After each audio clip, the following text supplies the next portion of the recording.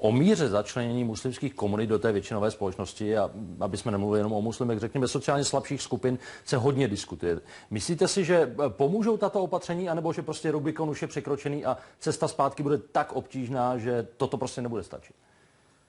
Co se týče opatření bezpečnostního nebo zpravodajského charakteru, tak ta samozřejmě nepomohou vysloveně vymítit ten neduch v podobě nějakých nepřizpůsobivých komunit. Ta práce musí jít pochopitelně někde úplně jinde.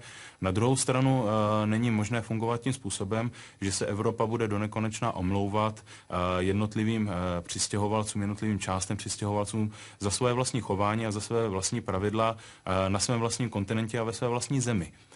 Tady to je stav, který je dlouhodobě neúnosný. Je potřeba tady s touhletou přistěhovaleckou komunitou, ať už je to ve Francii, v Německu, ve Velké Británii, v Beneluxu nebo jinde, mnohem více pracovat, aktivně je začleňovat do společnosti a především ji skutečně, a to pomocí metod cukru a biče, tlačit k tomu, aby jednoduše uznala evropské hodnoty, evropské právo, evropskou historii a vůbec evropské společenské zvyklosti.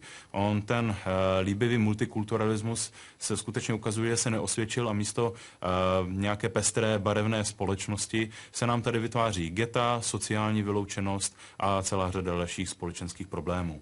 Poprosím jenom krátce. Je podle vás tento útok tím budíčkem, který přinutí celou Evropu, aby začala společně jednat?